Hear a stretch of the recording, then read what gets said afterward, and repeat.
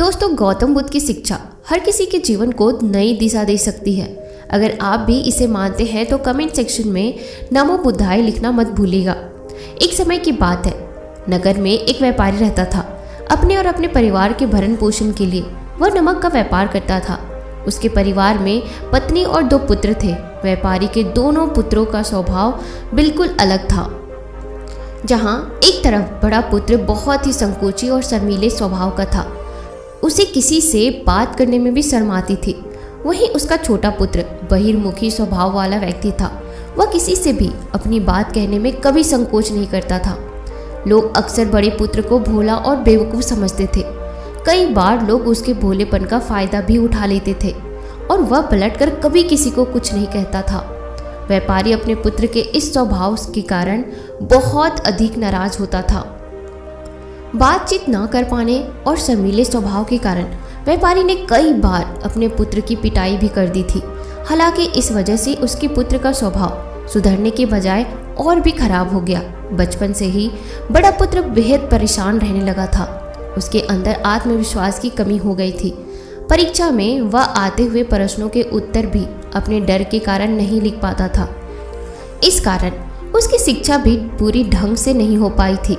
बड़ा पुत्र जब युवा अवस्था को प्राप्त हुआ तब व्यापारी ने उसे अपने साथ व्यापार में हाथ बटाने को कहा। अपने पिता के डर के कारण वह व्यापार करने को तैयार हो गया, किंतु वह कई बार ऐसी गलतियां कर देता था जिससे व्यापारी बहुत अधिक नाराज हो जाता था। एक दिन व्यापारी किसी दूसरे काम के कारण शहर गया हुआ था। उस समय उसकी दुकान पर बड़ा पुत्र बैठा हुआ था। तभी कुछ लोग आए और उन्होंने बड़े पुत्र से कहा कि हमें तुम्हारे पिता ने भेजा है। उनका यह संदेश है कि इस समय दुकान में नमक की जितनी बोरियां रखी हुई है वह सब हमें दे दो। उन्होंने नमक की सभी बोरियों को शहर मंगवाया है। व्यापारी का पुत्र उनसे प्रश्न पूछने की हिम्मत जुटा ही रहा था कि वे दोनों आदमी दुकान के अंदर घुस गए और दुकान में जितनी भी नमक की बोरियां रखी थी सबको तांगे में रखा और लेकर चले गए। व्यापारी के पुत्र ने उन्हें रोकने का प्रयास किया, किंतु संकोच और शर्मीलेपन के कारण वह उन्हें कुछ नहीं कह पाया। उसने मन ही मन सोचा कि यदि मैं इन्हें नमक ले जाने से रोकूं तो पिताजी मुझ पर नाराज होंगे। कुछ समय बाद जब व्यापारी शहर से वापस आया तो खाली दुकान देखकर उसने अपने पुत्र से प्रश्न किया कि नमक की बोरियां कहाँ गई? यह दुकान इतना खाली खाली क्यों है? तब बड़े पुत्र ने धीमे स्वर में कहा कि कुछ लोग दुकान पर आए थे और उन्होंने मुझसे कहा कि आपने नमक की बोरियों को शहर मंगवाया है, और दुकान में से सारी बोरियों को निकालकर लेकर चले गए। वो व्यापारी ने अपना सिर पीट लिया। उसने अपने पुत्र को दुकान से धक्का देते हुए कहा कि तू मूर्ख का मूर्ख ही रह जाएगा। वे लोग तुझे बेवकूफ़ बनाकर सारा सामान ले गए। तुमने मेरा बहुत भारी नुकसान करवा दिया। यहाँ से दूर भाग जाओ और घर वापस मत आना। यदि तुम वापस आए तो मैं तुम्हें पीट पीट कर सीधा कर दूंगा। व्यापारी का बड़ा पुत्र इस बात से बेहद दुखी हुआ। एक बार फिर उसके शर्मीले स्वभाव के कारण उसके पिता उससे और अधिक नाराज हो गए। साथ ही व्यापार में इतना नुकसान हो गया। उस समय नगर के सभी लोग व्यापारी के पुत्र पर हंस रहे थे और उसका मजाक बना रहे थे। उसे बहुत अधिक शर्मिंदगी महसूस हो रही थी। यही वह समय था जब उसने सोच लिया कि अब उसके जीवन में कुछ भी ठीक नहीं हो सकता है। वह सदैव मूर्ख का मूर्ख ही रह जाएगा और इस समाज में रह रहे लोगों के साथ वह कदम से कदम मिलाकर कभी नहीं चल पाएगा। व्यापारी का पुत्र नगर से बाहर आ गया और एक नदी के किनारे बैठकर खूब रोया। गहरे पानी को देखकर उसके मन में विचार आया कि अब उसके जीवित रहने का कोई फायदा नहीं है। उसने सोच लिया कि आज वह इस नदी में डूबकर अपने आप को समाप्त कर लेगा। असफल जीवन जीने से अच्छा है कि वह स्वयं को समाप्त कर ले। उसने जैसे ही नदी में छलांग लगाई, एक बौद्ध भिक्षु ने उसे बचा लिया और नदी से बाहर निकाल कर लाए। व्यापारी का पुत्र बौद्ध भिक्षु पर नाराज होने लगा और कहने लगा कि तुमने मुझे क्यों बचाया? मैं इस असफल जीवन को जीना नहीं चाहता। बौद्ध भिक्षु ने उसे समझाया कि जीवन एक ही बार मिला है और यदि तुम जीवित ही नहीं रहोगे तो असफलता को खत्म करके सफल कैसे बनोगे? तब व्यापारी के पुत्र ने कहा कि मेरे जीवन में बहुत अधिक समस्याएं हैं। यह सभी समस्याएं मेरे संकोची और शर्मीले स्वभाव के कारण हुई है। मैंने अपने पिता का नुकसान करवा दिया। मैं एक अच्छा पुत्र नहीं हूँ। अपने स्वभाव के कारण मैं शिक्षा ग्रहण भी नहीं कर सका। यह सारा संसार मुझे मूर्ख समझता है। क्या किसी मूर्ख को इस संसार में जीने का अधिकार है? तब बौद्ध भिक्षु ने कहा कि तुम्हारे इस प्रश्न का उत्तर तो मेरे गुरु ही देंगे। चलो मैं तुम्हें अपने गुरु से मिलवाता हूँ। व्यापारी के पुत्र ने कहा कि वह किसी से बात नहीं करना चाहता। आज वह अपना जीवन समाप्त करके रहेगा। किंतु बौद्ध भिक्षु के बार बार समझाने के बाद वह उनके साथ जाने और उसके गुरु से मिलने के लिए तैयार हो गया। बौद्ध भिक्षु व्यापारी के पुत्र को आश्रम की ओर ले गए। वहां पर व्यापारी के पुत्र ने देखा कि एक व्यक्ति पेड़ के नीचे ध्यान मग्न बैठे हुए हैं। तभी बौद्ध भिक्षु ने कहा कि यह हमारे गुरु गौतम बुद्ध हैं। दोनों ने गौतम बुद्ध को प्रणाम किया। वह युवक वहीं पर बैठ गया और गौतम बुद्ध को देखकर रोने लगा। गौतम बुद्ध ने उससे रोने का कारण पूछा। तब उसने कहा कि अब आप ही मेरी आखिरी उम्मीद है। यदि आप मेरी समस्या का समाधान नहीं करेंगे तो मेरा यह जीवन समाप्त हो जाएगा। गौतम बुद्ध ने व्यापारी के पुत्र से उसकी समस्या के बारे में पूछा। तब उसने बताया कि किस प्रकार वह बचपन से ही शर्मीले और अंतर्मुखी स्वभाव का है। इस कारण से लोग उसे मूर्ख समझ लेते हैं और उसके पिता भी उससे प्रेम नहीं करते। तब गौतम बुद्ध ने युवक को शांत कराते हुए कहा कि मेरे पास तुम्हारी समस्या का समाधान है। तुम्हारा जीवन बहुत ही आसान हो सकता है। तब युवक ने कहा कि क्या सचमुच ऐसा कुछ हो सकता है? आप बहुत ही महान व्यक्तित्व प्रतीत होते हैं। आपके तो कई शिष्य हैं। हे गुरुदेव, मैं भी आपका शिष्य बनना चाहता हूँ। क्या आप मुझे अपने शिष्य के रूप में स्वीकार करेंगे? गौतम बुद्ध ने कहा कि हाँ, अवश्य। युवक ने कहा कि ठीक है गुरुदेव, अब मुझे वह उपाय बताइए जिससे कि मेरा जीवन बदल जाए। गौतम बुद्ध बोले, किंतु उससे पहले तुम्हें मेरे कुछ महत्वपूर्ण कार्य करने होंगे। यदि तुम मेरा यह कार्य करो तब मैं तुम्हें कुछ ऐसे उपाय बताऊंगा जिनके कारण तुम्हारे जीवन में सब कुछ ठीक हो जाएगा और तुम्हारे पिता भी तुमसे प्रसन्न रहेंगे। गौतम बुद्ध ने उस युवक को कहा कि आज से 3 दिन बाद मैं तुम्हें ऐसे उपाय बताऊंगा जिससे तुम्हारा जीवन बदल जाएगा। किंतु 3 दिनों तक तुम्हें मेरे सभी कार्य करने होंगे। मैं जैसा जैसा कहूँगा, यदि तुम वह कार्य को करने में सफल रहे तो तीसरे दिन के बाद तुम्हारा जीवन बदल जाएगा। तुम्हारा पहला दिन कल से शुरू होगा।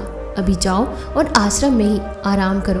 अगले दिन व्यापारी का पुत्र गौतम बुद्ध के पास पहुंचा और कहा कि हे गुरुदेव, मुझे पहले दिन का कार्य बताइए।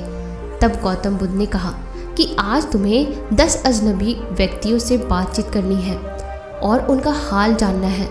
इसका लेखा जोखा शाम तक लेकर आना।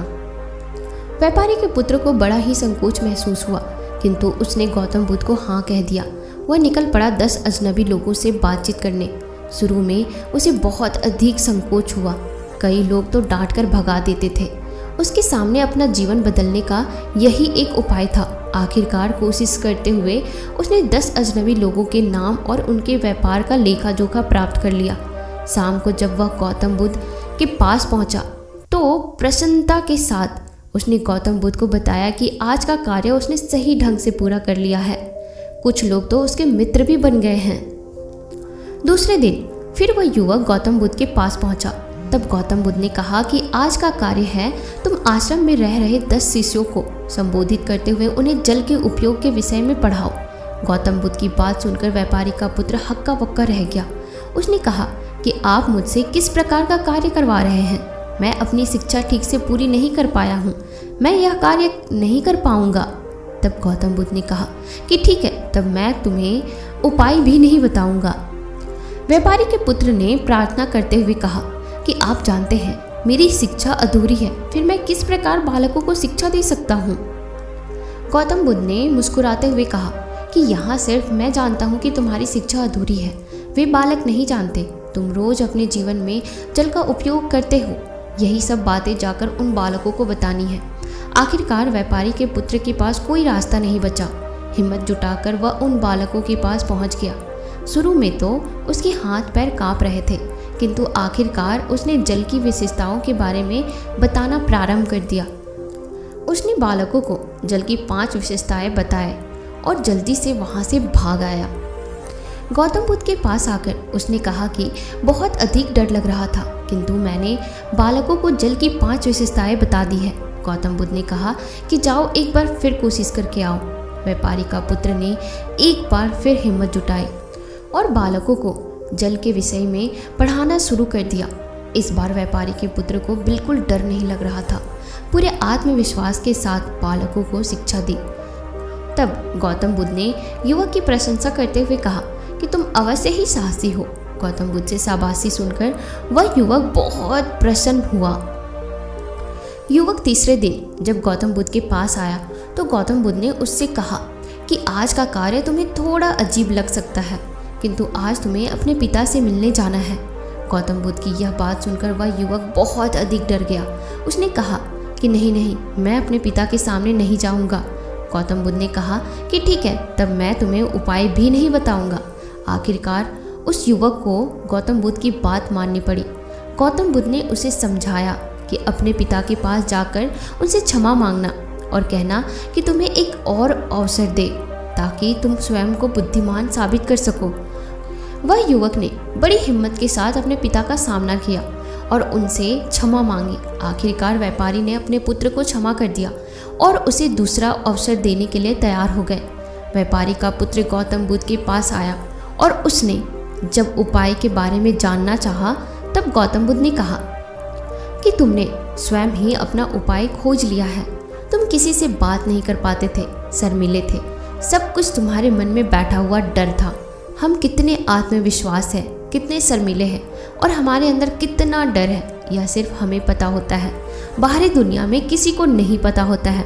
बाहरी दुनिया में हम स्वयं को जिस प्रकार दिखाते हैं, लोग हमें उसी प्रकार देखते हैं। अगर तुम आत्मविश्वासी नहीं हो तो भी अनजान व्यक्तियों के सामने यदि आत्मविश्वास होने का अभिनय करो तो किसी को पता ही नहीं चलेगा कि तुम कौन हो। वह युवक समझ चुका था कि गौतम बुद्ध उसे क्या समझाना चाह रहे थे। गौतम बुद्ध को धन्यवाद किया और उसने वादा किया कि वह जीवन में सफल होकर दिखाएगा। तो दोस्तों, आपको कैसी लगी यह कहानी मुझे कमेंट सेक्शन में ज़रूर बताइएगा। और अगर आप मेरे चैनल पर नए हैं तो आप हमसे जुड़ने के लिए इस चैनल को सब्सक्राइब ज़रूर कीजिएगा और साथ ही इस वीडियो को उन सारे लोगों तक ज़रूर शेयर कीजिएगा या उन दोस्तों के साथ ज़रूर शेयर कीजिएगा जो बहुत ही अंडर कॉन्फिडेंट है या खुद पे विश्वास नहीं करते हैं, ताकि वो लाइफ में कुछ सीख सके और अपने जीवन को बेहतर बना सके। मिलते हैं नए वीडियो में नए कहानियों के साथ। तब तक के लिए आप अपना ख्याल रखो।